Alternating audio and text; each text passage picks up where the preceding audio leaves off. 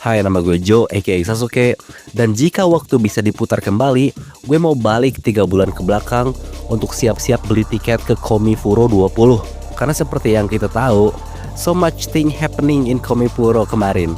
Ada peristiwa maling, ada orang yang bawa onahol ke toilet, ada inilah, ada itulah. Jadi di sana bukan cuma jualan merchandise sama hobby shop, mereka jual drama juga. Tapi ada satu hal yang menarik yang gue mau bahas sekarang, yaitu masalah Kyo Hobby Shop dan Omni Game rekreasi edukatif. Kenapa menurut gue ini menarik? Karena ya is the fucking Kyo Hobby Shop anjir. Semua wibu yang punya seperangkat alat gaming di kamarnya, itu mereka gue yakin pasti tahu Kyo Hobby Shop. Begitupun dengan gue udah tahu Kyo Hobby Shop dari lama, dari akhir 2021. Ketika gue masih jadi kang repost video klip Hololive di Instagram. Gue pertama kali tahu Kyo Hobby Shop itu dari sebuah akun yang bernama Hololive Post ID. Sekarang udah diganti namanya jadi Holosimp United. Gue gak tahu kenapa diganti anjir. Dan itu tuh udah lama banget. Dan sekarang ketika gue mendengar nama Kyo Hobby Shop naik lagi, itu berasa kayak nostalgia. Nostalgia akan seberapa miskinnya gue dulu. Karena gue pengen banget beli barangnya tapi tidak mampu. Jadi barangnya cuma dimasukin ke keranjang tapi gak dibeli. Ada satu hal yang gue suka banget dari Kyo Hobby Shop, yaitu tim marketingnya. Kalau kalian lihat reelsnya atau konten-konten si Kyo Hobby Shop, itu orang-orangnya kayak memang senang bikin konten.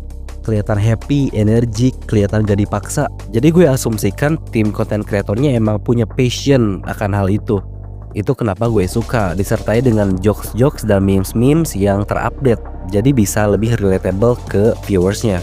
Tapi sekarang ironisnya jokes tersebut atau memes tersebut yang membuat Kyo Hobby Shop ke masalah ini. Terus kalian nanya, Jo, permasalahannya dari mana?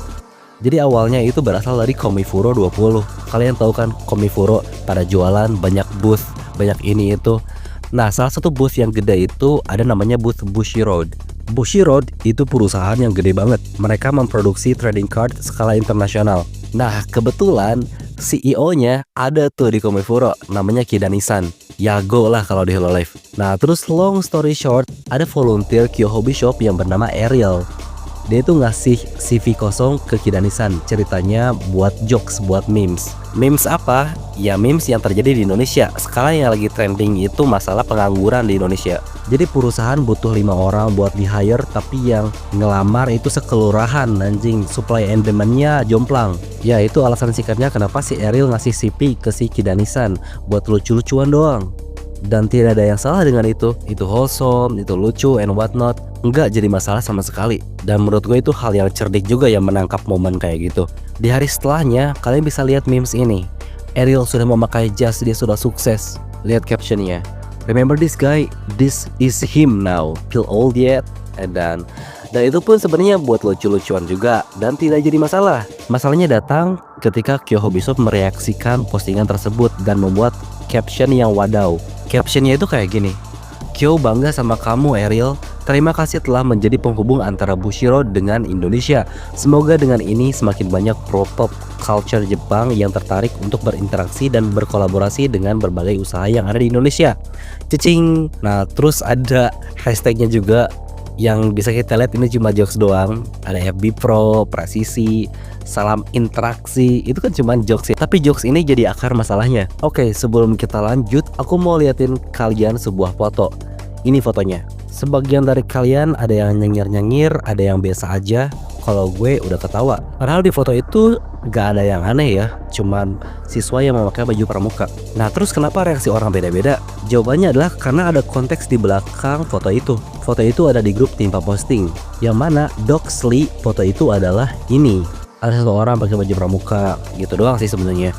Tapi ya point being, jokes itu cuma diketahui segelintir orang aja, nggak semuanya. Kita harus tahu konteksnya dulu sebelum kita bisa ketawa terhadap foto itu. Dan menurut gue, foto ini adalah analogi yang pas untuk kasusnya si Kyo Hobby Shop. Ya alasannya jelas, karena ketika lo melontarkan sebuah jokes yang tidak mainstream, atau jokes yang sifatnya cuman diketahui circle-circle tertentu, reaksi orang tuh beda-beda. Dan kalau kita analogikan lagi terhadap caption si Kyo Hobby Shop dengan foto Timpa Posting, itu si Kyo Hobby Shop nimpanya kerapihan.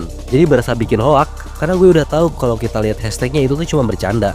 Tapi tidak semua orang mengerti itu adalah candaan. Dan sialnya lagi, orang yang tidak tahu itu adalah sebuah jokes adalah si Pak Edison. Terus Pak Edison siapa dan kenapa dia penting? Guys, Pak Edison adalah the last person you don't wanna mess with. Simpel aja, karena dia EO-nya Bushiroad atau event organizer dan sekaligus direktur utama Omni Genesis Distribution, distributor resmi tunggal Bushiroad di Indonesia. Dan si Pak Edison jelas tidak senang akan hal ini. Ini muka Pak Edison ketika tahu hal ini, tidak ada senyum di wajahnya. Dan tanpa basa-basi, tanpa babi bu bebo, dia langsung chat si Ariel. Jadi di sini bisa kalian lihat chatannya, dia cuma mau mengkonfirmasi apa sih hubungan dia dan Bushiroad gitu. Dan dia pun menginvestigasi siapa dalang di balik semua ini. Karena dia bilang banyak hal yang misleading dan udah di-share oleh banyak orang.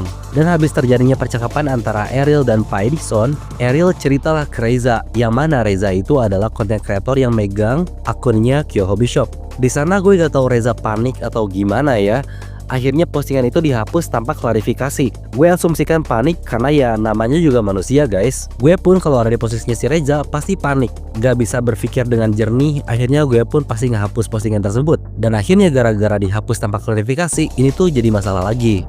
Dan akhirnya pihak Kyo pun minta maaf dan membuat postingan klarifikasi. Bukannya netizen memaafkan, tapi netizen malah nambah menggoreng postingan itu anjir. Alasannya adalah klarifikasinya lumayan sedikit kurang. Gue gak bilang klarifikasinya itu adalah sebuah PR disaster karena itu terlalu berlebihan. Cuman di klarifikasinya ada beberapa poin yang kesannya kurang proper dan terkesan immature. Ini adalah postingan minta maaf dan klarifikasi dari pihak Kyo yang mana gue suka karena postingannya jelas runtut menjelaskan semua masalah dari akarnya. Tapi ya balik lagi seperti yang gue bilang, netizen malah menggorengnya karena beberapa poin yang lumayan agak kurang. Kita lihat dulu ya. Kayak ini dilihatin awal ceritanya, bisa kalian baca sendiri. Nah terus ada hal yang menarik perhatian netizen, yaitu slide keempat ya, atau slide yang ini. Cerita lanjutan yang menjadi masalah. Kita bisa lihat poin-poinnya 1, 2, 3, 5. Empatnya kelewat. Itu tuh empatnya ternyata inside jokes. Jadi tidak ada poin 4 di Facebook atau apalah, gue kurang ngerti sebenarnya. Mungkin kalian yang dewa meme kalian bisa lebih ngerti. Terus poin yang kedua yang bikin netizen menggoreng adalah pemakaian kata doxly.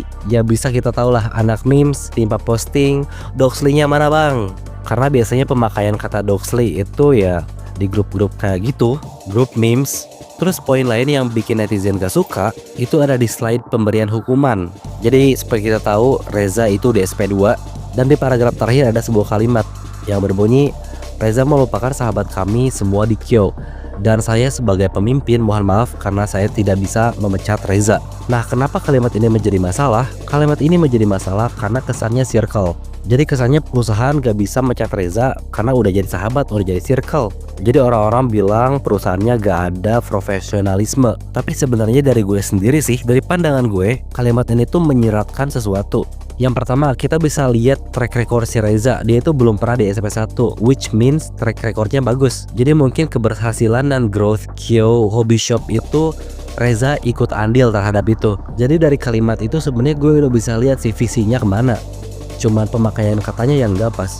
Gue bukan sok-sokan jadi kontrarian ya sama orang-orang yang mana orang-orang mau Reza itu dipecat. Tapi kita harus lihat juga dari perspektif yang lain, yaitu perspektif perusahaan yang mana Reza merupakan aset yang lumayan penting bagi perusahaannya. Jadi ngasih dia SP2 menurut gue tindakan yang tepat ya, jalan tengah. Dan lagian kalau mencat orang itu ada prosesnya juga kan, ada SP1, 2, 3. Gak bisa asal langsung pecat kayak gitu.